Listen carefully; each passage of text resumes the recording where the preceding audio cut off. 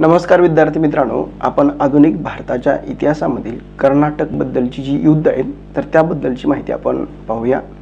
विद्यार्थी मित्रांनो, एक गोष्ट लक्षात ठेवा की 1707 मध्ये औरंगजेबाचा मृत्यू झाल्यानंतरच्या कालखंडामध्ये खऱ्या अर्थानं मोगल सत्ता ही ऱ्हासाकडे जायला लागली। म्हणजे जी कंपनी, जसं आपण पाहतो की ईस्ट इंडिया कंपनी 1599च्या कालखंडामध्ये इंग्लंडमध्ये स्थापन झाली।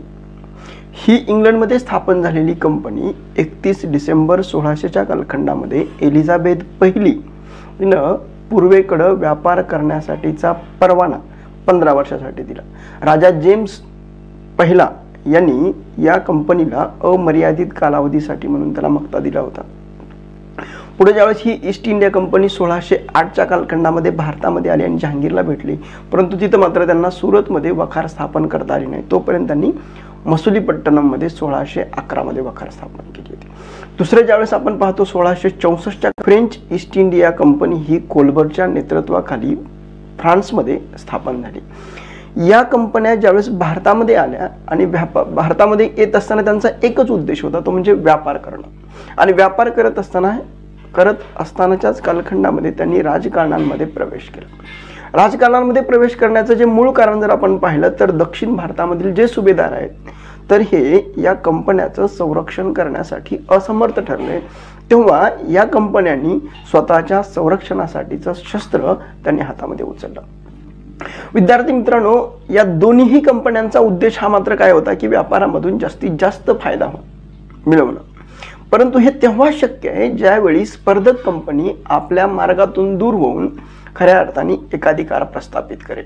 म्हणजे भारतीय मालाची खरेदी ही स्वस्त दरामध्ये करता येईल। म्हणजे खऱ्या अर्थाने जर स्वस्त दरामध्ये जर करायची असेल तर आपल्याला त्या देशांवर एक प्रकारचं नियंत्रण मिळवलं पाहिजे, ही भूमिका होती। आपण जर पाहिलं तर 17व्या आणि 18व्या शतकामध्ये इंग्लंड आणि फ्रान्स यांच्यामध्ये युद्धाला सुरुवात झाली की जगभरामध्ये वेगवेगळ्या ठिकाणी त्यांच्या ज्या वखारी आहेत किंवा वसाहती आहेत तर त्या ठिकाणी असणाऱ्या वसाहतीमध्ये त्यांच्यामध्ये युद्धाला सुरुवात व्हायची। त्याचाच एक भाग म्हणून जर आपण पाहिलं तर भारतामधले कर्नाटकच्या युद्धाबद्दल आपल्याला माहिती सांगता येईल। म्हणजे कर्नाटकच्या युद्धाला भारताच्या इतिहासामध्ये अनन्यसाधारण महत्त्व आहे, कारण या युद्धामुळं ईस्ट इंडिया कंपनीचं भारतीय राजकारणांमध्ये किंवा भारतामध्ये वर्चस्व निर्माण झालं आणि फ्रेंच कंपनी केवळ नावापुरती उरली। मग आपल्याला विद्यार्थी मित्रांनो प्रश्न असा पडतो की हे कर्नाटकचं नेमकं युद्ध म्हणजे नेमकं काय? तर याच्यामध्ये सरळ सरळ अर्थ आहे इंग्रज आणि फ्रेंचांची एक युद्धांमधली जी व्यापारांमध्ये असणारी स्पर्धा। आता इथं प्रश्न असा आहे की ही कर्नाटकची युद्ध किती झाली? तर साधारणतः कर्नाटकची 3 युद्ध झाली। पहिलं कर्नाटकचे युद्ध 1746 ते 1748च्या कालखंडामध्ये, दुसरं कर्नाटकचे युद्ध 1749 ते 1754 मध्ये, तिसरं कर्नाटकचं युद्ध 1756 ते 1763 मध्ये। विद्यार्थी मित्रांनो, आपल्याला लक्षात ठेवण्यासाठी बघा 1746 ते 1748 नंतरचं दुसरं कधी आहे? 1 वर्ष गॅप देऊ। पुढे 54 ते 56 मध्ये 2 वर्षाचा गॅप, पुन्हा तिसरं युद्ध आहे। म्हणजे हा एक आपल्याला क्रम लक्षात ठेवायचा। आता ही जी कर्नाटकची युद्ध झाली तर या कर्नाटकच्या युद्धाबद्दलचं कारण काय? जसं आपण पाहतो की पहिल्या कर्नाटकच्या युद्धाचं कारण हे भारतात नव्हे तर युरोपमध्ये होतं, ते म्हणजे ऑस्ट्रियाच्या उत्तराधिकारामध्ये युद्धाबद्दल। म्हणजे ऑस्ट्रियामध्ये काय झालं होतं, ऑस्ट्रिया आणि प्रशिया या दोघांबद्दलचा जो वाद आहे तर यामध्ये आपण जसं की आपण दुसरा जो भाग आहे आपला तो म्हणजे पहिलं कर्नाटकचं युद्ध, त्याच्यामध्ये आपण डिटेलमध्ये घेऊया की नेमकं वारसा हक्क कशा संदर्भात होता तो। आणि दुसरं कर्नाटकचं जे युद्ध आहे तर ते कर्नाटकचं युद्ध भारतामध्ये जो हैदराबाद आणि कर्नाटक यांच्यामधल्या वारसा हक्का संदर्भाबद्दलचं ते कारण आपल्याला दुसरं सांगता येईल। तिसरं कारण ते आहे ते म्हणजे सेम ऑस्ट्रिया आणि प्रशिया यांच्यामधलं युद्ध। विद्यार्थी मित्रांनो, इथे एक गोष्ट लक्षात ठेवा की कर्नाटकची जी 3 युद्ध झाली त्याच्यामधलं पहिलं हे जे युद्ध झालं तर त्याचं केवळ कारण एकच होतं, ते म्हणजे ऑस्ट्रिया आणि प्रशिया यांच्या युद्धासंदर्भामध्ये। मग जसं तुम्ही पाहताय की पहिल्या ऑस्ट्रियाच्या युद्धामध्ये जर आपण पाहिलं तर ऑस्ट्रियाची बाजू पहिल्यांदा कोणी घेतली होती तर इंग्रजांनी घेतली होती। प्रशियाची बाजू कोणी घेतली होती तर ती फ्रान्सने घेतली। याच्या उलट ज्यावेळेस तुम्ही तिसऱ्या युद्धासंदर्भाबद्दल ज्यावेळेस पाहता त्यावेळेस हे उलट दिसतं। ते म्हणजे ऑस्ट्रियाची बाजू पुन्हा कुणी घेतली, फ्रान्सने घेतली, आणि प्रशियाची बाजू कुणी घेतली, पुन्हा इंग्रजांनी घेतली. हा बदल तुम्हाला नीटपणाने लक्षात ठेवायचा आहे. आणि आता सगळ्यात महत्वाचं आहे की युद्ध झाली, केव्हा झाली, आणि सगळ्यात महत्वाचं कारण, आणि त्याच्यानंतर मग शेवटी जो अंत होतो तो म्हणजे तह. तर या कर्नाटकच्या 3 युद्धासंदर्भाबद्दल जर आपण पाहिलं तर पहिल्या कर्नाटक युद्धासंदर्भातला जो तह झाला तो 1748च्या कालखंडामध्ये एक्स ला शापेलच्या तहानुसार युद्ध थांबलं. दुसरं कर्नाटकचं युद्ध 1754च्या कालखंडामध्ये पॉंडिचेरीचा तह झाला आणि हे युद्ध थांबलं. तिसरं कर्नाटकचं युद्ध ज्याला आपण 1763 मध्ये पॅरिसचा तह झाला आणि हे युद्ध थांबलं. आता प्रश्न असा पडतो की ही जी 3 कर्नाटकची युद्ध झाली तर त्याच्यामध्ये कोणत्या व्यक्तींनी महत्वाची भूमिका बजावली. अर्थात जो इंग्रजांकडून जर आपण पाहिलं तर रॉबर्ट क्लाइव्ह ज्यांनी क्लारिकल पासून जी सुरुवात केली आणि 23 जून 1757च्या कालखंडामध्ये बंगालमध्ये प्लासीच्या युद्धाने खऱ्या अर्थाने इंग्रजी सत्तेचा पाया घातला आणि पुढे ज्यावेळेस परत गव्हर्नर म्हणून नियुक्त आला त्यावेळेस 1765 मध्ये अलाहाबादचा तह करण्यामध्ये महत्वपूर्ण भूमिका बजावली. या कर्नाटक युद्धामध्ये महत्वपूर्ण भूमिका बजावतो तो म्हणजे रॉबर्ट क्लाइव्ह. दुसरं सगळ्यात महत्वाचं आहे तो म्हणजे डुप्ले. हा डुप्ले भारतामध्ये राज्य कसं केलं पाहिजे आणि भारतीयांना कशा पद्धतीने त्यांच्यामध्ये फूट पाडली पाहिजे हे त्यांनी शिकवलं. म्हणजे जे ब्रिटिशांचं फूट डालो और राज करो ही जी धोरणं, ही जी भूमिका होती तर ती खऱ्या अर्थाने ह्या डुप्लेच्या राजकारणांमधून घेतली असं आपल्याला म्हणता येईल. आणि तिसरं कर्नाटकचं युद्ध आहे ज्याला आपण सप्तवार्षिक युद्ध म्हणतो. सप्तवार्षिक हे यासाठी म्हटलं जातं की विद्यार्थी मित्रांनो हे 7 वर्ष चाललं होतं. आता विद्यार्थी मित्रांनो हा प्रश्न निर्माण होतो तो म्हणजे कर्नाटक बद्दल आपण जो उल्लेख करतो ते कर्नाटक नेमकं कोणत्या ठिकाणी आहे. म्हणजे आजचं जे कर्नाटक आपण जो उल्लेख करतो तर त्या काळातला तो कर्नाटक नव्हे. लक्षात घ्या, आजचं जे कर्नाटक आहे तर ते तुम्हाला पश्चिमेकडे दिसतं, परंतु पूर्वीचं जे कर्नाटक आहे तर ते आजचा आंध्र प्रदेशाचा दक्षिण भाग आणि तमिळनाडूचा पूर्ण भाग म्हणजे कर्नाटक. मग ह्या कर्नाटकमध्ये आणखी एक वेगळं वैशिष्ट्य बघा, इंग्रज आहेत. इंग्रजांचं या मुख्यालय जे आहे तर ते मद्रास आहे. फ्रेंच ईस्ट इंडिया कंपनीचं जे मुख्यालय आहे तर ते पॉंडिचेरी आहे. आणि कर्नाटकची असणारी जी राजधानी आहे ते आर्काट ते देखील कर्नाटकमध्ये आहे. मग आपण विद्यार्थी मित्रांनो आपण हा कर्नाटक बद्दलचा थोडासा इतिहास पाहू. म्हणजे मोगल साम्राज्यामध्ये साधारणतः मध्ययुगीन कालखंडाचा जर विचार केला तर आपण दख्खनचा प्रांत म्हणून हा कर्नाटकचा भाग ओळखला जातो. मग हे दख्खनच्या गव्हर्नरकडे हा कर्नाटकचा भाग दिला जायचा. म्हणजे हैदराबाद हा दख्खनमध्ये यायचा आणि त्याच्यानंतर कर्नाटक हा त्या कालखंडामध्ये सुभा म्हणून असायचा. परंतु औरंगजेबाच्या मृत्यूनंतर दक्षिण भारतामध्ये 1724च्या कालखंडामध्ये चिनकिलीज खान अर्थात निजाम उल मुल्क आसफ जहा यांनी हैदराबाद 1724च्या कालखंडामध्ये स्वतंत्र खऱ्या अर्थाने राज्य स्थापन केलं. त्याचाच एक भाग म्हणून पुन्हा कर्नाटकच्या राज्याची स्थापना सदात उल्ला यांनी केली. म्हणजे हैदराबाद इकडे झालं, नंतरच्या कालखंडामध्ये कर्नाटक हे सदात उल्ला खान यांनी स्थापन केलं. आता विद्यार्थी मित्रांनो ज्यावेळेस आपण ह्या कर्नाटकच्या युद्धासंदर्भामध्ये पाहतोय त्यावेळेस मग जे आपण कोणकोणते मुद्दे आपण लक्षात ठेवायचे ते तर त्यामध्ये कर्नाटकच्या पहिल्या युद्धाबद्दल भारतीय इतिहासामध्ये अनन्यसाधारण महत्व आहे त्याच्याबद्दलची माहिती पाहिली. दुसरं सगळ्यात महत्वाचं आहे की कर्नाटकची किती युद्ध झाली तर पहिलं कर्नाटकचं युद्ध 1746 ते 1748च्या कालखंडामध्ये, दुसरं कर्नाटकचं युद्ध 1749 ते 1754च्या कालखंडामध्ये, तिसरं कर्नाटकचं युद्ध 1756 ते 1763च्या कालखंडामध्ये. आणि या कर्नाटकचं युद्ध कशामुळे सुरुवात झालं होतं जसं मी तुम्हाला सांगितलं तर ते म्हणजे ऑस्ट्रियाच्या आणि प्रशियाच्या युद्धामुळं पहिलं आणि तिसरं कारण आहे. आणि दुसरं कारण जे कर्नाटकच्या युद्धाबद्दलचं आहे तर ते कोणतं आहे तर ते म्हणजे हैदराबाद आणि कर्नाटक मधल्या वारसा हक्का संदर्भाबद्दलचं कारण आपल्याला दिसून येतं. आणि तिसरं सगळ्यात महत्वाचा जो मुद्दा तुम्हाला मी लक्षात ठेवण्यासाठी सांगितला तो म्हणजे यांचे तह कोणते झाले. पहिल्या कर्नाटक युद्ध कशामुळे थांबलं तर 1748च्या कालखंडामध्ये एक्स ला शापेलच्या तहानुसार हे युद्ध थांबलं. दुसरं जे युद्ध आहे तर ते 1754च्या कालखंडामध्ये पॉंडिचेरीचा तह झाला आणि त्यानुसार युद्ध थांबलं. आणि तिसरं कर्नाटकचं युद्ध 1763 मध्ये पॅरिसमध्ये तह झाला आणि हे युद्ध थांबलं. म्हणजे आपण या लेक्चरमध्ये कर्नाटक नेमकं कोणत्या ठिकाणी आहे, आजचं जे कर्नाटक आहे तर ते पश्चिमेकडे आहे आणि पूर्वीचं जे कर्नाटक आहे तर ते आंध्र प्रदेशाचा दक्षिणी भाग आणि आत्ताचा सध्याचा जो तमिळनाडू आहे तर त्या तमिळनाडूचा भाग म्हणजे पूर्वीचा कर्नाटक होय. म्हणजे या कर्नाटकमध्ये पुन्हा आणखी एक आपण महत्वाचा भाग जो पाहिला तर तो म्हणजे या ईस्ट इंडिया कंपनीचं जे मुख्यालय आहे ते म्हणजे मद्रास, ते कर्नाटकमध्येच आहे. फ्रेंच ईस्ट इंडिया कंपनीचं जे मुख्यालय ते म्हणजे पॉंडिचेरी, हेही कर्नाटकमध्ये आहे. आणि कर्नाटकची असणारी जी राजधानी आहे ते म्हणजे आर्काट, ते देखील कर्नाटकमध्ये आहे. म्हणून वाटतं की आपण या कर्नाटकचा इतिहास याच्यामध्ये पाहिला आणि मोगल साम्राज्यामध्ये दक्षिण भारताचा इतिहास म्हणून आपल्याला लक्षात येतो. विद्यार्थी मित्रांनो, ही आपण कर्नाटकच्या युद्धासंदर्भाबद्दलची एक पार्श्वभूमी. विद्यार्थी मित्रांनो, ज्यावेळेस आपण ह्या कर्नाटकच्या युद्धासंदर्भाबद्दलची माहिती पाहतो त्यावेळेस सगळ्यात महत्वाचं आहे की हे युद्धाचं जे कारण आहे तर ते कारण हे भारतामध्ये नाही तर ते युरोपमध्ये आहे. आणि मग ह्या युरोपमध्ये युद्धाला सुरुवात झाली आणि त्याचाच एक भाग म्हणून जर आपण पाहिलं तर इंग्लंड आणि फ्रान्स यांच्यामध्ये युद्धाला सुरुवात झाली. मग हे कारण कोणतं होतं तर युरोपमध्ये ऑस्ट्रियाच्या वारसा हक्कासंदर्भामध्ये होतं. म्हणजे काय, जसं तुम्हाला चित्रांमध्ये दिसतो तो म्हणजे ऑस्ट्रियाचा राजा चार्ल्स 6 हा राजा आहे.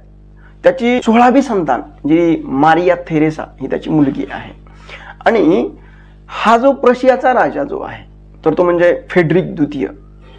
आता प्रश्न असा निर्माण झाला होता की हा जो ऑस्ट्रियाचा राजा चार्ल्स 6 आहे याचा मृत्यू झाला आणि मृत्यू झाल्यानंतर त्याला मुलगा नव्हता तर त्याला मुलगी होती आणि ती होती मारिया थेरेसा.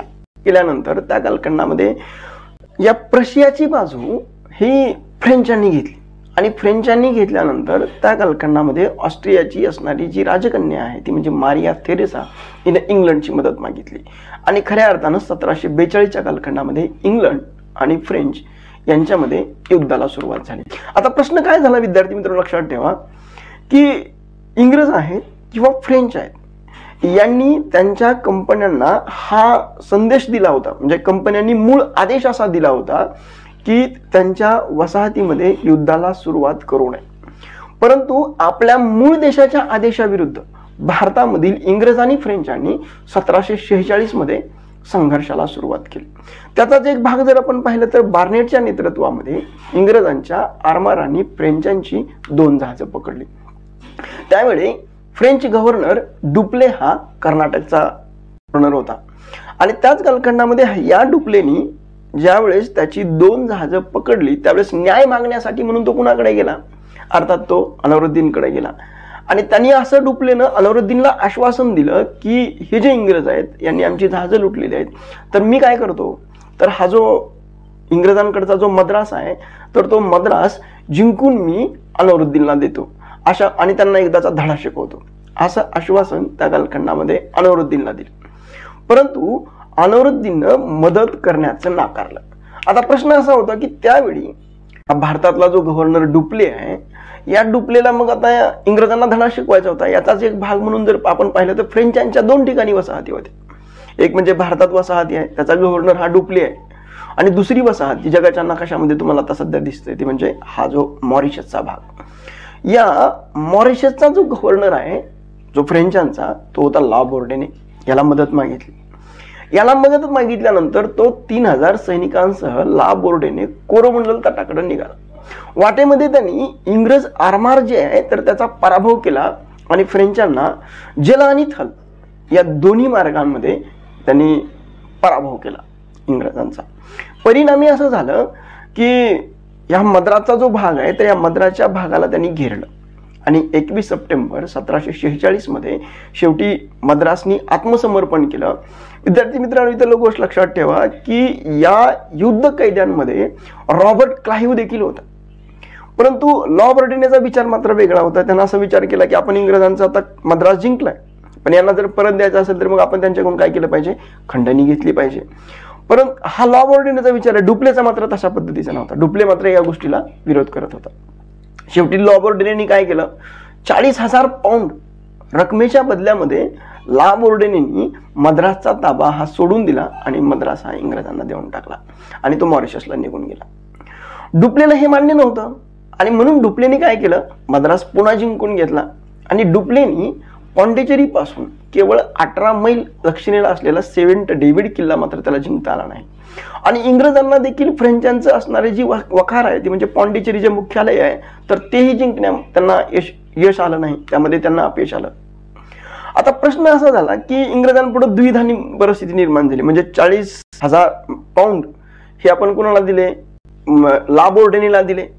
आणि आता ह्या डुप्लेला हे पसंत पडलं नसल्यामुळं डुप्लेने काय केलं की त्या कालखंडामध्ये तो परत मॉरिशसला गेल्यानंतर त्या कालखंडामध्ये हा जो मद्रासचा भाग आहे तो पुन्हा जिंकून घेतला. आता बघा इंग्रजांची द्विधा अवस्था कशी झाली. एकतर ते 40,000 पाऊंडही गेले, जो मद्रास आपल्याला परत मिळाला होता तो पुन्हा. त्यामुळं त्याला असा प्रश्न पडला की आता नेमकं काय करावं. यासाठी म्हणून कर्नाटकचा जो नवाब आहे त्या कर्नाटकच्या नवाबाकडं यांनी मदतीसाठी गेले. त्यावेळी आता इथं गोष्ट लक्षात ठेवा विद्यार्थी मित्रांनो की आता बघा की ज्यावेळेस आपण पाहतो की डुप्ले ज्यावेळेस त्याची बार्नेटच्या नेतृत्वाखाली इंग्रजांनी त्याची 2 जहाजं पकडली होती, त्यावेळी डुप्ले हा कर्नाटकच्या नवाब जो अनवरुद्दीन आहे याच्याकडे गेला. त्यावेळी मात्र त्यांनी असं सांगितलं की या इंग्रजांची आम्ही काय करतो की तो मद्रासचा जो भाग आहे तो जिंकूनही देतो आणि यांना एकदा धडा शिकवतो. त्यावेळी डुप्लेला अनवरुद्दीननं मदत करण्याचं नाकारलं. परंतु यावेळी मात्र काय झालं की इंग्रज ज्यावेळी त्याच्याकडे गेले की अशा पद्धतीनं एक प्रकारचं युद्ध केलंय आणि त्याच्यामध्ये लुटालूट केली, मद्रासचा भूभाग जिंकून घेतलाय, त्यावेळी मात्र अनवरुद्दीननं मात्र इंग्रजांना मदत करण्याचं आश्वासन दिलं. आणि पुढे ज्यावेळेस आपण पाहतो त्याचाच एक पुढचा भाग म्हणून जर आपण पाहिलं तर कर्नाटकच्या पहिल्या युद्धामध्ये जे 1748च्या कालखंडामध्ये जी सेंट टोमेची लढाई झाली तर ती आपल्याला महत्वपूर्ण मानली जाते. म्हणजे काय झालं तर अनवरुद्दीन जो नवाब आहे तर त्याच्या नेतृत्वाखाली असणारं भारतीय सैन्य आणि फ्रेंच सैन्य यांच्यामध्ये युद्धाला सुरुवात झाली. म्हणजे ही जे एक पार्श्वभूमी तयार झाली होती या युद्धाच्या लढाईबद्दलची जर आपण पाहिलं तर मद्रास घेतल्यापासून खऱ्या अर्थाने संघर्षाला सुरुवात झाली होती, म्हणजे फ्रेंचांनी घेतल्यापासून. मग कर्नाटकच्या नवाबाला प्रश्न असा पडला होता की हा कर्नाटकचा भाग हा माझा सुभा आहे किंवा माझा भाग आहे आणि या भागांमध्ये या दोनही कंपन्या ज्या परकीय आहेत तर त्या लढतायत, त्यामुळं त्यांनी हा जो संघर्ष आहे तर तो बंद करण्याची मागणी केली. म्हणजे माझ्या प्रदेशांमधली शांतता भंग न करण्याची आज्ञा ही नवाबांना दिली. त्यावेळी डुप्लेनं असा प्रस्ताव ठेवला होता की मद्रास जर जिंकला तर तो नवाबाला परत दिला जाईल. आणि प्रत्यक्षात मात्र डुप्लेनं हे आश्वासन पाळलं नाही आणि ही मागणी पूर्ण करण्यासाठी म्हणून नवाबांनी सैन्य पाठवलं. कर्नाटकचा नवाब अनवरुद्दीन आणि त्याच्या विरोधामध्ये फ्रेंच कंपनीचा जो गव्हर्नर आहे तो म्हणजे डुप्ले, या दोघांमध्ये युद्ध झाले. परंतु हे प्रत्यक्षात मात्र काही युद्ध लढण्यासाठी गेले नव्हते. जसं आपण पाहतो की कर्नाटकचा नवाब जो आहे त्याचा सेनापती तो म्हणजे महफूज खान यांनी युद्धाचं नेतृत्व केलं आणि फ्रेंच कंपनीचा जो गव्हर्नर डुप्ले आहे याच्या तुकडीचं नेतृत्व हे कॅप्टन पॅराडाईजने केलं. तुम्हाला गोष्ट लक्षात ठेवायची की कोणाकोणामध्ये युद्ध झालंय तर अनवरुद्दीन आणि डुप्ले यांच्यामध्ये युद्ध झालं. या सेनेचं नेतृत्व कोणी केलंय, अनवरुद्दीनच्या सेनेचं नेतृत्व कोणी केलं, महफूज खानांनी केलंय. आणि फ्रेंचांच्या तुकडीचं नेतृत्व कोणी केलंय तर ते कॅप्टन पॅराडाईज यांनी केलं. आता या तुकडीमध्ये कॅप्टन पॅराडाईजच्या तुकडीमध्ये किती सैन्य होतं तर 230 फ्रेंच सैनिक आहेत आणि 700 भारतीय सैनिक आहेत. एकूण जर आपण जर काउंट केलं तर साधारणतः 930 सैन्यांनी महफूज खानाच्या नेतृत्वाखालील 10,000 सैनिकांचा आड्यार जवळील सेंट टोमे या ठिकाणी फ्रेंच सैनिकांनी भारतीय सैनिकांचा पराभव केला. यावेळी जो कर्नाटकचा नवाब अनवरुद्दीन आणि इंग्रज या दोघांनाही जबरदस्त अशा पद्धतीचा धक्का बसला, कारण त्यांना फ्रेंचांच्या तोफखान्याचं महत्व हे त्यांना कळालं. आणि या विजयामुळं एक गोष्ट मात्र खऱ्या अर्थानं पुढे आली, ती म्हणजे असंघटित आणि अप्रशिक्षित असणाऱ्या भारतीय सैन्याच्या तुलनेमध्ये संघटित आणि प्रशिक्षित परकीय सैन्याचे खऱ्या अर्थानं श्रेष्ठत्व हे सिद्ध झालं होतं. त्यावेळी डुप्लेचे नाव हे आदराने घेतलं आणि खऱ्या अर्थानं सेंट टोमेच्या लढाईमध्ये युरोपियन कंपनीनं खऱ्या अर्थाने भारतामध्ये पहिल्यांदा पराभव हा केला. म्हणजे एका भारतीय व्यक्तीचा एका युरोपियन व्यक्तीनं भारताच्या इतिहासामध्ये ही पहिली लढाई होती की ज्याच्यामध्ये युरोपियन व्यक्तीनं पराभव केला. म्हणून युद्धाचं जे कारण जर आपण पाहिलं तर ते ऑस्ट्रियामध्ये सुरू झालं. आणि मग आता युद्ध जे हे थांबलं तर हे काही सेंट टोमेच्या लढाईनं थांबलं नाही किंवा सेंट ठोमेच्या लढाईनं थांबलं नाही, तर ते युरोपमध्ये वारसा हक्का संदर्भाबद्दलचे जे युद्ध सुरू होतं, तर हे युद्ध 1748च्या कालखंडामध्ये एक्स ला शापेलच्या तहानुसार हे युद्ध थांबलं. या तहानुसार इंग्रजांनी फ्रेंचांना अमेरिकेमधलं लुईबर्ग नावाचा जो भाग आहे तर तो परत केला. आता बघा, भारतामध्ये फ्रेंचांनी काय केलं, इंग्रजांना जो त्यांचा मद्रास जो भाग जिंकून घेतलाय तो त्यांनी परत देण्याची भूमिका त्या कालखंडामध्ये गेली. म्हणजे बघा, लढाई भारतामध्ये झाली, सौदा मात्र युरोपमध्ये झाला. म्हणजे ही दुसरी घटना आहे इतिहासामधली. जसं आपण याच्या अगोदरच्या पहिल्या भागामध्ये आपण युरोपियन कंपन्यांच्या आगमनाबद्दल ज्यावेळेस आपण माहिती पाहिली, त्यावेळेस 1661च्या कालखंडामध्ये जी पोर्तुगालची असणारी राजकन्या आहे ती म्हणजे कॅथरीन ऑफ ब्रेंगेझा आणि इंग्लंडचा राजा चार्ल्स दुसरा यांचा विवाह झाला. यांचा विवाह झाल्यानंतर पोर्तुगालच्या राजांनी मुंबई बेट आंदोलन दिलं होतं. म्हणजे तिथं एक तो सौदा केला. म्हणजे देश कुणाचा, म्हणजे व्यवहार सौदा कशा पद्धतीने केला जातो. आणि ही दुसरी घटना होती जी तह कुठं झालाय, युरोपमध्ये झालाय. आणि युरोपमधल्या तहामध्ये तिथं त्यांनी सौदा मद्रासचा केलाय आणि मद्रासचा भाग हा इंग्रजांना परत दिलाय. हे एक आपल्याला खऱ्या अर्थाने महत्वपूर्ण भाग लक्षात ठेवता येईल. म्हणजे या युद्धाचा एकूण सारांश जर बघितला तर स्थल युद्धामध्ये फ्रेंचांचं वर्चस्व राहिलं. सगळ्यात महत्वाचं आहे डुप्लेच्या असाधारण कूटनीतीचं प्रदर्शन आपल्याला त्याच्यातून पुढं आलं आणि खऱ्या अर्थाने ब्रिटिश यामध्ये आरमारांचं महत्व हे कळून आलं. म्हणजे विद्यार्थी मित्रांनो, इथे एक गोष्ट लक्षात ठेवा की पहिल्या कर्नाटकच्या युद्धाने डुप्ले हा चमचमणारा तारा म्हणून पुढे आला. म्हणजे डुप्लेनी इतिहासामध्ये एक नवीन वळण खऱ्या अर्थाने लावलं. ते म्हणजे डुप्लेनी भारतीयांपासून कशा पद्धतीनं सेना बनवता येते, आपापसांमध्ये कशा पद्धतीनं लढवता येतं. म्हणजे जर त्यांना एक गोष्ट मात्र कळाली होती, ती म्हणजे जर भारतीय व्यक्तींना जर आपण पैसा दिला तर ते इमानदारीने काम करतात आणि ते निष्ठेने आपल्या बरोबर राहतात, हे त्यांनी ओळखलं. म्हणजे हे जे धोरण फ्रेंच गव्हर्नर डुप्लेने जे अवलंबलं तर तेच पुढं ईस्ट इंडिया कंपनीच्या रॉबर्ट क्लाइव्हने स्वीकारलं आणि खऱ्या अर्थाने ह्या पहिल्या कर्नाटकच्या युद्धाबद्दलची समाप्ती झाली. विद्यार्थी मित्रांनो, आपण एकूण जर भाग आपण याच्यामध्ये पाहिला तर आपण रिव्हिजन करूया. ते म्हणजे युद्धाला सुरुवात कशामुळे झाली होती, ऑस्ट्रियाच्या वारसा हक्कामधून सुरुवात झाली होती. यामध्ये जर आपण पाहिलं तर बार्नेटच्या नेतृत्वाखाली 2 जहाजं पकडली. त्यावेळी मग मॉरिशसचा गव्हर्नर जो लॉवॉर्डिन आहे तर त्याला बोलावलं आणि त्याच्यानंतर मग 21 सप्टेंबर 1746च्या कालखंडामध्ये काय केलं, मद्रासने आत्मसमर्पण केलं. त्याचा ज्यावेळेस आत्मसमर्पण केल्यानंतर लॉवॉर्डिननी 40,000 पाऊंडाच्या बदल्यामध्ये मद्रास परत दिला आणि त्याच्यानंतर मग डुप्लेनी काय केलं, त्याला ते परत देणं हे पटलं नाही म्हणून त्यांनी काय केलं, पुन्हा ते मद्रास जिंकून घेतला आणि मद्रास जिंकून घेतल्यानंतर मग इंग्रज कुणाकडे गेले तर ते अनवरुद्दीनकडे गेले आणि अनवरुद्दीनकडे गेल्यानंतर मग अनवरुद्दीन हा लढण्यासाठी पुढे आला आणि ज्यावेळेस आपण पाहतो त्यावेळेस ती म्हणजे सेंट टोमेची लढाई झाली आणि त्यामध्ये ते कर्नाटकचा नवाब आहे त्याच्याकडून नेतृत्व कोणी केलं होतं तर ते महफूज खानाने केलं आणि फ्रेंचांकडून जर नेतृत्व कोणी केलं तर ते कॅप्टन पॅराडाईजनी केलं आणि त्याच्यामध्ये भारतीय सैनिकांचा म्हणजे 930 सैनिकांनी 10,000 सैनिकांचा पराभव केला. हा एक आपण भाग त्या अर्थाने पाहिला.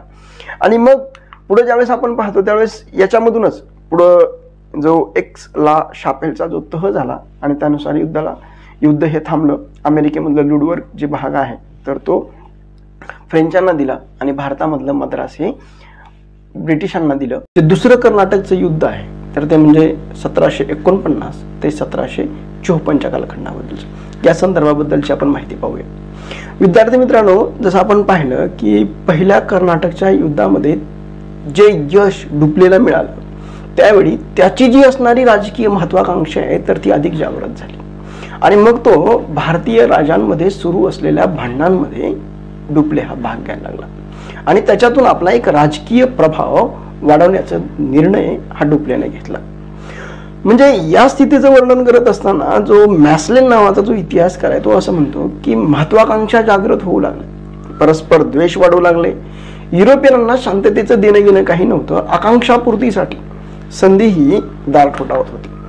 म्हणजे आपण या संदर्भाबद्दलचं नेमकं जसं आपण पाहिलं पहिल्या कर्नाटक युद्ध, दुसरं कर्नाटक युद्ध आणि तिसरं कर्नाटक युद्धाबद्दल ज्यावेळेस आपण माहिती पाहतो त्याच्यामध्ये मी जसं तुम्हाला पहिल्या भागामध्ये सांगितलं की हे जे कर्नाटकचं युद्ध आहे तर ह्या कर्नाटकच्या युद्धामध्ये जे 3 कारण आहेत तर त्याच्यामध्ये पहिलं आणि दुसरं कारण जे आपण युद्धाला सुरुवात झाला असं जे पाहतो दुसऱ्या कर्नाटक युद्धाबद्दल आणि तिसऱ्या कर्नाटक बद्दल, तर ते कारण युरोपमध्ये आहे. पण दुसऱ्या कर्नाटक युद्धाबद्दलचं जे कारण आहे तर ते भारतातलं आहे. मग भारतातलं नेमकं कोणतं कारण होतं त्याबद्दल आपण चर्चा करूया. म्हणजे हैदराबादमध्ये ज्यावेळेस मोगल कालखंड होता त्यावेळी 1724च्या कालखंडामध्ये चिनकिलीज खान उर्फ निजाम उल मुल्क असफ जहा यांनी मोगल साम्राज्यात हैदराबादमध्ये स्वतंत्र अशा पद्धतीचं राज्य निर्माण केलं. मग त्यांनी स्वतंत्र मृत्यूनंतर मे 1748च्या कालखंडामध्ये अर्थात त्याचा जो मुलगा आहे तो म्हणजे नासिर जंग हा हैदराबादच्या नवाबपदावर आला. परंतु त्याचा जो आव्हान दिलं तर ते म्हणजे निजाम उल मुल्क असफ जहा याचा नातू तो म्हणजे मुझफ्फर जंग यांनी आव्हान दिलं. ज्यावेळी आपण पाहतो की दुसऱ्या कर्नाटक युद्धासंदर्भाबद्दलचं 1749 ते 1754च्या कालखंडामध्ये, त्यावेळी त्या कालखंडामध्ये जो कर्नाटकचा नवाब आहे तो म्हणजे अनवरुद्दीन, त्याचा जो मेहुणा आहे तो म्हणजे चंदा साहेब यांच्यामध्ये संघर्ष निर्माण झाला होता. त्या संघर्षाचं मूळ कारण काय होतं तर मराठ्यांनी चंदा साहेबांना बंदी बनवलेलं होतं, परंतु आता चंदा साहेबांना त्यांनी सोडून दिलं. त्यामुळं चंदा साहेब ज्यावेळेस कर्नाटकमध्ये आला त्यावेळेस त्यांनी नवाब पदावर आपला हक्क सांगायला सुरुवात केली. या दोन्ही विवादाचं स्वरूप हे मोठं धारण केलं आणि या दोन्ही विवादामध्ये राजकीय स्थितीचा लाभ घेण्याचं डुप्लेनं ठरवलं. म्हणून दक्षिणेचा सुभेदार हा मुझफ्फर जंगला बनवायचं ठरवलं आणि चंदा साहेबाला कर्नाटकचा नवाब बनवायचं हे डुप्लेने ठरवलं. मग डुप्लेने अशी खेळी का केली? कारण तुम्ही जर आपण याच्या अगोदर पहिला भाग जर तुम्ही पाहिला तर पहिल्या भागाच्या वेळी जर आपण पाहिलं तर त्यावेळी इंग्रजांच्या बार्नेटनी फ्रेंचांची 2 जहाजं पकडली आणि ही 2 जहाजं पकडल्यानंतर त्यांनी न्याय म्हणून तो कुणाकडे गेला? अर्थात कर्नाटकच्या नवाबाकडे गेला, अर्थात अनवरुद्दीनकडे गेला. परंतु अनवरुद्दीनकडे गेल्यानंतर त्यांनी असं सांगितलं की आमची 2 जहाजं पकडली, यामुळं या इंग्रजांना धडा शिकवतो आणि त्यांच्या आधिपत्याखाली असणारं जे मुख्यालय त्यांचं ते म्हणजे मद्रास, तेही मी तुम्हाला जिंकून देतो. अशा पद्धतीचं आश्वासन घेऊन ज्यावेळेस तो अनवरुद्दीनकडे गेला त्यावेळेस अनवरुद्दीननं मात्र मदत केली नाही. पुढे नंतरच्या कालखंडामध्ये ज्यावेळेस ह्यांनी मद्रास जिंकून घेतला त्यावेळेस मग इंग्रजांच्या मदतीला मात्र अनवरुद्दीन धावून आला. हे ज्यावेळेस पाहिलं त्यावेळेस मात्र त्या कालखंडामध्ये मग अनवरुद्दीननं डुप्लेच्या विरोधामध्ये युद्ध केलं, ते म्हणजे सेंट टोमेची लढाई, याबद्दल आपण माहिती पाहिली. मग यामध्ये अनवरुद्दीनचा पराभव झाला. अर्थातच मग हा त्याचा विरोधक असल्यासारखं झालं. त्यामुळं अर्थातच डुप्लेनं अनवरुद्दीनची मदत करणार नाही. मदत ती कोणाची केली? अर्थातच चंदा साहेबांची केली. म्हणजे इंग्रजांनी मग काय केलं, त्याचे जे प्रतिस्पर्धी आहे ते म्हणजे नासिर जंग आणि अनवरुद्दीन यांचा पक्ष हा उचलून धरला. यामध्ये डुप्लेला अधिक अशा पद्धतीचं यश मिळालं. मग त्यांनी त्या कालखंडामध्ये विशेषतः डुप्लेनं मुझफ्फर जंग, चंदा साहेब आणि फ्रेंचांचं सैन्य यांनी ऑगस्ट 1749 मध्ये वेल्लोर जवळ अंबूर या ठिकाणी कर्नाटकचा जो असणारा नवाब आहे तो म्हणजे अनवरुद्दीन याचा पराभव केला आणि त्याला ठार मारलं. डिसेंबर 1750च्या कालखंडामध्ये एका संघर्षामध्ये नासिर जंग देखील मारला गेला. मग आता जे डुप्लेचा उद्देश होता जो सफल करायचा होता तर त्यांनी काय केलं, जो मुझफ्फर जंग आहे या मुझफ्फर जंगला दक्षिणेचा सुभेदार बनवलं. ज्यावेळी याला दक्षिणेचा सुभेदार बनवल्यानंतर त्यांनी डुप्लेला बहुमूल्य अशा पद्धतीचे उपहार दिले. जसं आपण पाहतो की त्याला बक्षीस म्हणून कृष्णा आणि कन्याकुमारी पर्यंतच्या भागावर डुप्लेचा गव्हर्नर म्हणून नियुक्ती केली. म्हणजे मुझफ्फर जंगच्या विनंतीनुसार बुसीच्या नेतृत्वाखाली एक फ्रेंच तुकडी त्यांना हैदराबादमध्ये तैनात केली. म्हणजे मुझफ्फर जंगच्या मृत्यूनंतर मग त्याचा जो नातेवाईक आहे तो म्हणजे सलाबत जंग हा सत्तेवर आला. त्यानं देखील पुन्हा कर्नाटकचा जो डुप्ले आहे या डुप्लेला उत्तर सरकारचा प्रदेश हा भेट दिला. यामध्ये 4 जिल्हे येतात जे म्हणजे मुझफ्फरजंग, राजमुद्री, चिरक्कल आणि वेल्लोर हा भाग डुप्लेला त्यांनी दिला. म्हणजे 1751 मध्ये मग पुन्हा इकडे कर्नाटकमध्ये काय बदल झाला, जो अनवरुद्दीन मारल्यानंतर पुढे चंदा साहेब हा नवाब बनला. चंदा साहेबांना बक्षीस म्हणून पुन्हा पॉंडिचेरी जवळील 80 गावं ही डुप्लेला भेट दिली. मग डुप्ले यशाच्या आणि राजकीय यशोशिखरावर हा डुप्ले होता, परंतु डुप्लेला मात्र एका वेगळ्या स्थितीला तोंड द्यावं लागलं. त्याचं कारण असं असतं की राजा आहे, राजा मारला गेला, राजा मारला गेल्यानंतर त्याची जर मुलगा त्याची संतान जर जिवंत असेल तर मात्र राजगादीला धोका असतो. यासाठी म्हणून जो अलाउद्दीनचा मुलगा आहे तो म्हणजे मुहम्मद अली, हा आश्रयासाठी कुठे गेला? त्रिचन्नापल्लीला गेला. मग चंदासाहेबाला भीती होती जोपर्यंत मुहम्मद अली जिवंत आहे तोपर्यंत आपल्या नवाब पदाला धोका आहे, म्हणून चंदासाहेब आणि फ्रेंच सैनिकांनी त्रिचन्नापल्लीच्या किल्ल्याला वेढा घातला. त्याला शह देण्यासाठी म्हणून इंग्रज आहेत तर त्यांनी त्याला सहाय्य करायचं ठरवलं गेलं. आता विद्यार्थी मित्रांनो, इथं जी कलाटणी झाली, इथं जी रणनीती रॉबर्ट क्लाइव्हने जी आखली होती, आता बघा चंदासाहेब आणि फ्रेंच कुठे गेले? त्रिचन्नापल्लीच्या किल्ल्याला वेढा घालायला गेले. तोपर्यंत रॉबर्ट क्लाइव्हने 250 सैनिकांसह कर्नाटकची असणारी जी राजधानी आहे ते म्हणजे आर्काट जिंकून घेतलं. आणि हे ज्यावेळेस चंदासाहेबांना कळालं त्यावेळेस आर्काट घेण्यासाठी चंदासाहेबांनी 4000 सैनिक पाठवलं. परंतु रॉबर्ट क्लाइव्हने आर्काट जिंकून घेतल्यानंतर त्याचं उत्कृष्ट अशा पद्धतीचं संरक्षण केलं. म्हणजे यामध्ये फ्रेंचांच्या सैन्याला एक प्रकारचं अपयश आलं आणि खऱ्या अर्थानं डुप्लेच्या प्रतिष्ठेला धक्का बसला. म्हणजे इकडे इंग्रजांना काय झालं? इंग्रजांना त्रिचन्नापल्ली वाचवण्यामध्ये पण यश आलं. दुसरं इकडे त्यांनी आर्काट पण जिंकून घेतलं. म्हणजे 1752ला जो त्रिचन्नापल्लीला जो वेढा घातलाय तर फ्रेंच सैनिकांनी इंग्रजांसमोर खऱ्या अर्थानं शरणागती पत्करली. याच काळामध्ये चंदासाहेब हा तंजावरच्या राजाकडून धोक्याने मारला गेला. म्हणजे त्रिचन्नापल्लीच्या झालेल्या फ्रेंचांच्या पराभवामुळे डुप्लेचा जो चमचमणारा तारा आहे त्याचा ढगामध्ये लुप्त व्हावा तशा पद्धतीचा हा डुप्ले हा लुप्त झाला. या युद्धामुळे जी धनहानी झाली त्यामुळं फ्रेंच कंपनीच्या संचालकांनी डुप्लेला परत बोलावलं. खरं तर इतिहासामधली सर्वात मोठी चूक आहे असं म्हटलं तर वावगं ठरणार नाही, कारण 1754च्या कालखंडामध्ये डुप्लेचा उत्तराधिकारी म्हणून ग्वाडेहूला नियुक्त केलं आणि फ्रेंच प्रदेशाचा गव्हर्नर म्हणून ग्वाडेहूला नियुक्त केलं. ग्वाडेहू ज्यावेळेस भारतामध्ये आला त्यावेळेस त्यांनी 1754च्या कालखंडामध्ये जे पॉंडिचेरी जे आहे तर त्या पॉंडिचेरीचा तह करून हे जे दुसरं युद्ध आहे तर ते थांबलं गेलं. विद्यार्थी मित्रांनो, आपण ज्यावेळेस एकंदरीत ह्या अनिर्णित अवस्थेमध्ये हे युद्ध संपलं होतं, म्हणजे जमिनीवरील लढाईमध्ये इंग्रजांचं वर्चस्व राहिलं, त्याचं समर्थन प्राप्त असलेला जो मुहम्मद अली आहे हा कर्नाटकचा नवाब बनला. परंतु नवाब जरी तो कर्नाटकचा बनला असला तरी देखील फ्रेंचांची हैदराबाद राज्यामध्ये अजून देखील स्थिती चांगली होती. म्हणजे मुझफ्फरजंग ज्यावेळेस एका छोट्या संघर्षामध्ये मारला गेला त्यावेळेस हैदराबादच्या गादीवर जसं मी तुम्हाला सांगितलं तो म्हणजे सलाबत जंग हा राजगादीवर आला आणि मग फ्रेंचांनी त्याच्याकडून बराचसा जहागीर म्हणून प्रदेश मिळवला.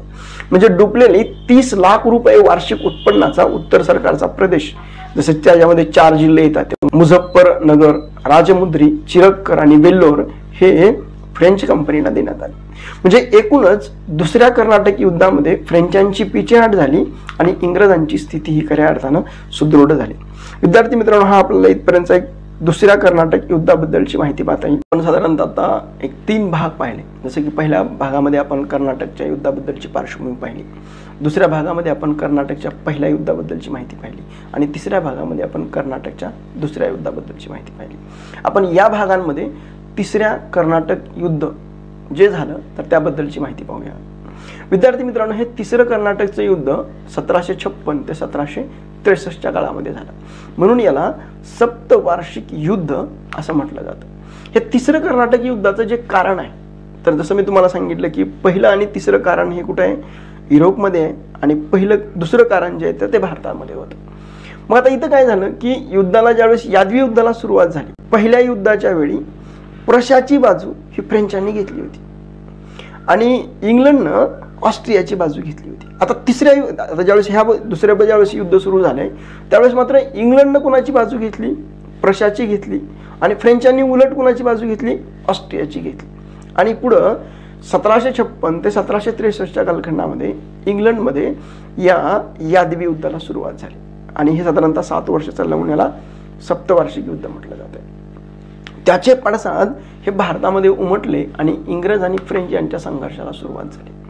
त्याचाच एक भाग म्हणून जर पाहिलं तर फ्रेंच सरकारने ताबडतोब काउंट डी लाली याला भारतामध्ये पाठवलं आणि त्याला सैनिक आणि असैनिक अधिकार हे त्याला दिले. जवळजवळ तो 1 वर्ष प्रवास करत एप्रिल 1758 मध्ये भारतात येऊन पोहोचला. त्या दरम्यान जसं आपण पाहतो की 23 जून 1757च्या कालखंडामध्ये जे प्लासीचं युद्ध आहे, तर त्या प्लासीच्या युद्धामध्ये हे इंग्रज हे जिंकले होते आणि त्यांनी बंगालवर खऱ्या अर्थाने नियंत्रण मिळवलं होतं. त्याच्यामधून जो झालेला धनलाभ आहे, जसं आपण पाहतो की पुन्हा सिराजुद्दौलाच्या विरोधामध्ये ज्यावेळेस कट कारस्थान केलं होतं, म्हणजे मीर जाफर हा सत्तेवर आला. या मीर जाफरनी 24 परगण्याचा भूभाग ह्या कंपनीला दिला. त्याच्यामध्ये दिवाणीचे अधिकार देखील कंपनीला दिले होते. त्याच्यानंतर एकट्या रॉबर्ट क्लाइव्हला 2,40,000 पाऊंड संपत्ती भेट दिली होती. आणि असा उल्लेख एका इतिहासकारांनी केला की जवळजवळ 100 नावा चांदी ही नवाबांनी इंग्रजांना दिली होती. एवढा अधिक आर्थिक लाभ ह्या इंग्रजांना झाला होता. आणि काउंट लाली हा ज्यावेळेस 1758 पॉंडिचेरीला आला, त्यावेळी यांच्याकडे अधिक धन असल्यामुळं किंवा त्यांना एक युद्ध खर्च करण्याची एक ताकद ही इंग्रजांना आली होती.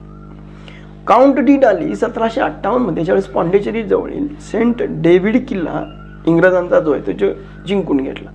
त्यानंतर मग त्यांनी तंजावरवर आक्रमण करण्याचा आदेश दिला, कारण तंजावरच्या राजांकडून 56 लाख रुपये येणं बाकी होतं. परंतु या मोहिमेमध्ये त्याला अपयश आलं आणि खऱ्या अर्थानं फ्रेंच प्रतिष्ठेला धक्का बसला. मग काउंट डी लालीनं पुन्हा मद्रासला वेढा दिला, परंतु इंग्रजांचं शक्तिशाली आरमार आल्यानं हा वेढा उठवला. त्यानंतर मग जो लाली आहे, ह्या लालीनं बुसीला हैदराबादहून बोलावलं. म्हणजे जसं आपण पाहतो की पहिल्यांदा मुझफ्फर जंगच्या विनंतीनुसार हैदराबादमध्ये बुसीच्या नेतृत्वाखाली फ्रेंच प्रशिक्षित फौज ही हैदराबादमध्ये ठेवण्यात आली होती. ती काउंट लालीनं काय केलं की बुसीला मद्रासमध्ये बोलावलं. खरं तर ही बुसीची चूक ठरली, त्यामुळं हैदराबादमध्ये फ्रेंचांची स्थिती ही कमजोर झाली. दुसऱ्या बाजूला ज्यावेळेस आपण पाहतो त्यावेळेस पकॉकच्या नेतृत्वाखाली इंग्रज आरमार तुकडीनं जे फ्रेंच आहे त्या डी ॲशच्या नेतृत्वाखाली फ्रेंच तुकडी आहे, तरी याचा 3 वेळा पराभव करून त्यांना भारतीय सागरातून परत जायला बाध्य केलं. यामुळं इंग्रजांचा विजय हा स्पष्ट झाला आणि 1760 इंग्रज सेनानी सर आयरकूट यांनी फ्रेंचांचा वांदिवाश या ठिकाणी जबरदस्त अशा पद्धतीचा पराभव केला. खुद्द बुसीला युद्ध कैदी म्हणून पकडलं गेलं. जसं आपण पाहतो की सेंट टोमेच्या लढाईमध्ये म्हणजे मद्रासला ज्यावेळेस वेढा दिला त्यावेळेस रॉबर्ट क्लाइव्हला जसं बंदी बनवलं होतं, तसं 1760च्या कालखंडामध्ये ही जी वांदिवाशची लढाई झाली त्याच्यामध्ये खुद्द बुसीला युद्ध कैदी म्हणून पकडलं गेलं. म्हणजे युद्धातील या पराजयामुळं फ्रेंच हे पॉंडिचेरीला परतले. पुढे इंग्रजांनी पुन्हा पॉंडिचेरीला वेढा घातला आणि अखेर 8 महिन्यानंतर फ्रेंचांनी पॉंडिचेरी हे इंग्रजांच्या स्वाधीन केले. नंतर माही बंदर, जिंजी हे देखील फ्रेंचांच्या हातून गेलं. अशा पद्धतीनं तिसऱ्या कर्नाटक युद्धामध्ये अंतिम पराभव झाल्यानं हे युद्ध हे खऱ्या अर्थानं निर्णायक ठरलं. हे युद्ध कशामुळे थांबलं तर ते 1763 युरोपमध्ये पॅरिसचा तह झाला आणि हे सप्तवार्षिक युद्ध युरोपमधलं थांबलं. त्यामुळं भारतातला देखील संघर्ष थांबला आणि या युद्धामध्ये भारतामध्ये ईस्ट इंडिया कंपनी, जसं पहिल्या कर्नाटक युद्धामध्ये जर आपण पाहिलं तर फ्रेंच भारी पडले होते, परंतु दुसऱ्या आणि तिसऱ्या कर्नाटक युद्धामध्ये मात्र फ्रेंचांचा प्रभाव हा कमी राहिला आणि इंग्रजांचा प्रभाव हा अधिक वाढला. म्हणजे पॅरिसचा तह झाला होता तर त्याच्यामध्ये भारतामध्ये पॉंडिचेरी, कारिकल आणि माहे हे फ्रेंचांना परत दिले असली तरी देखील या तहानुसार पॉंडिचेरी, कारिकल आणि माहे हा प्रदेश फ्रेंचांना परत मिळाला असला तरी त्यांची किल्लाबंदी, त्याला तटबंदी बांधता येणार नाही. म्हणजे सरळ सरळ भारताच्या सत्ता स्पर्धेमध्ये फ्रेंच उरले नव्हते. म्हणजे युरोपियन कंपनीमध्ये राजनीतिकदृष्ट्या खऱ्या अर्थाने इंग्रज पुढे आले. फ्रेंचांना केवळ व्यापारापुरतं मर्यादित ठेवलं, त्यांना फ्रेंचांना सैनिक ठेवता येणार नाही असं देखील त्यांच्यावर बंधन घातलं. विद्यार्थी मित्रांनो, इथे एक गोष्ट लक्षात ठेवा की 23 जून 1757 जे प्लासीचं युद्ध झालं यामध्ये खऱ्या अर्थाने ब्रिटिशांनी भक्कम अशा पद्धतीचा पाया घातला आणि सत्तेचा विस्तार करायला सुरुवात केली. पुढे 1754 म्हणजे ज्यावेळेस पाहतो त्यावेळेस 1759च्या कालखंडामध्ये जी बेदेराची लढाई झाली, तर त्या बेदेराच्या लढाईमध्ये जसं की उल्लेख आपण केला होता पहिल्या वेळेस की जो मीर जाफर आहे याला सत्तेतून बाजूला केलं आणि त्याच्यानंतर त्याचा जो असणारा जावई आहे तो म्हणजे मीर कासिम सत्तेवर आला. त्यावेळी या मीर जाफरनं डचांबरोबर संधान साधलं आणि डच आणि इंग्रज यांच्यामध्ये 1759च्या कालखंडामध्ये बेदेराची लढाई झाली आणि त्याच्यानंतर डचांबरोबर युद्ध झालं, डच हे बाजूला झाले. ज्यावेळेस 1760मध्ये ज्यावेळेस वांदिवॉशची लढाई झाली, त्या वांदिवॉशच्या लढाईमध्ये फ्रेंच बाजूला गेले आणि पुढे 22 ऑक्टोबर 1764च्या कालखंडामध्ये बक्सारचं युद्ध झालं आणि खऱ्या अर्थानं जो भक्कम अशा पद्धतीचा भारतामध्ये एक पाया रुजवण्याचं काम हे ब्रिटिशांनी केलं. जसं आपण पाहतो की ब्रिटिशांनी 1612मध्ये पोर्तुगीजांना स्वाली या ठिकाणी, सुरतजवळील स्वाली या ठिकाणी त्यांचा पराभव, कॅप्टन बेस्टनी त्यांना पराभूत केलं होतं. हा एक बदल, म्हणजे पोर्तुगीजांना 12ला पराभूत केलं होतं, हा एक भाग आपल्याला लक्षात आहे. म्हणजे भारतामध्ये केवळ राजनैतिक शक्ती म्हणून इंग्रज पुढे आले होते. म्हणजे इतर कंपन्यांना मात्र त्यांनी व्यापारापुरतं मर्यादित ठेवलं आणि 1742 ते 1763 या कालखंडामध्ये जे कर्नाटकचं युद्ध झालं त्याच्यामध्ये भारतात आलेल्या ह्या कंपन्यांनी प्रमुख जे होते ते की फक्त केवळ इंग्रज राहिले. म्हणजे 1742 ते 1763च्या कालखंडामध्ये जे कर्नाटकचं युद्ध झालं, या युद्धामध्ये भारतात ज्या वेगवेगळ्या आलेल्या कंपन्या आहेत तर त्या कंपन्यामध्ये केवळ इंग्रज हेच प्रमुख.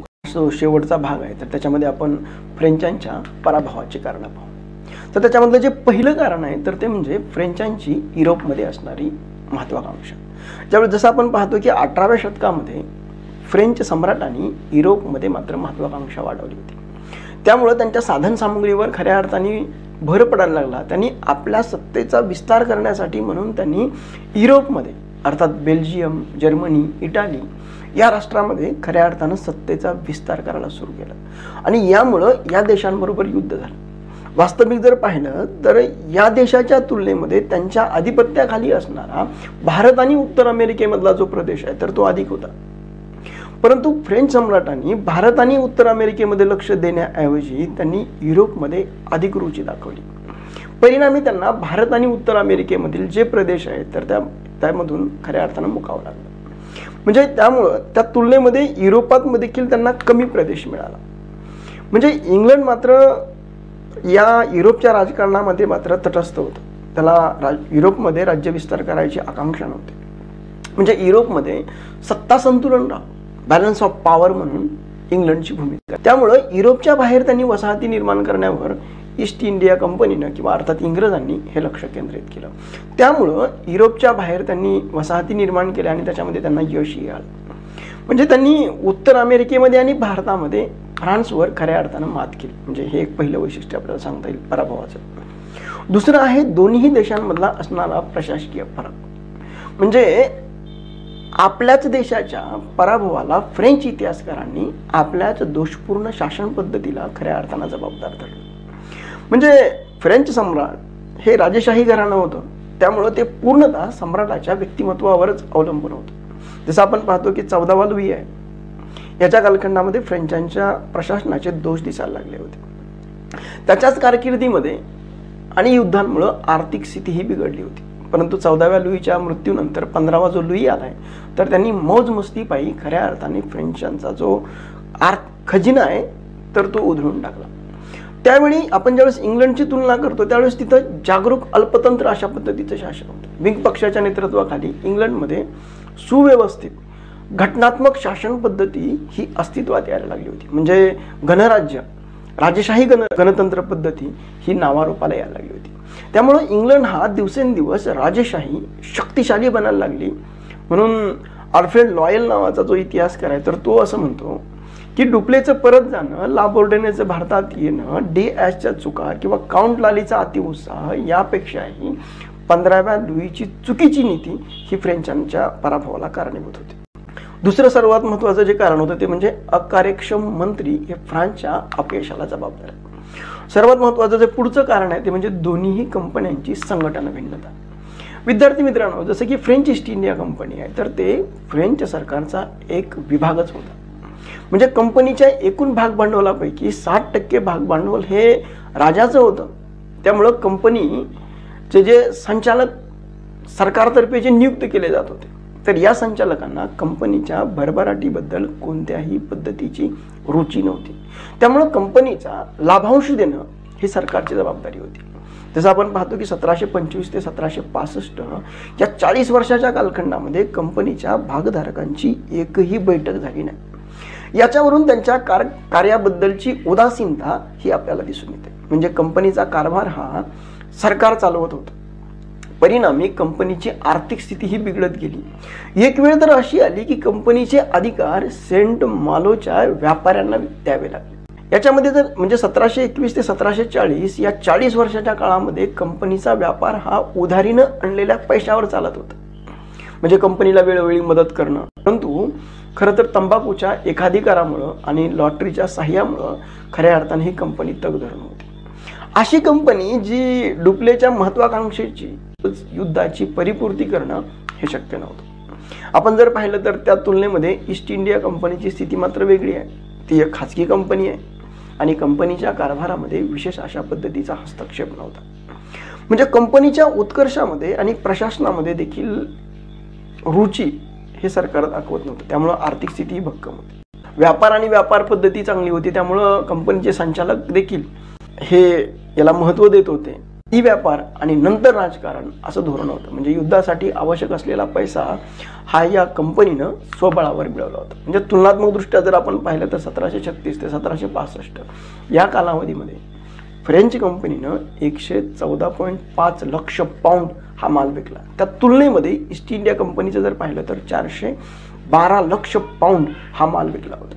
म्हणजे खुद्द इंग्लंडच्या संसदेला देखील मोह पडावा एवढी अधिक इंग्रज कंपनीची आर्थिक स्थिती भक्कम होती. झाले कारणही तसंच. कारण 1767 मध्ये इंग्लंडच्या संसदेने या कंपनीला दरवर्षी 4 लाख पाऊंड हे खजिन्यामध्ये भरण्याचा आदेश दिला. अशी सूचनाही केली आणि कंपनीच्या साह्यानं राष्ट्रीय कर्जाची परतफेड व्हावी अशा अर्थाची भूमिका घेतली. पुढचं जे कारण आहे तर ते म्हणजे आरमाराची भूमिका.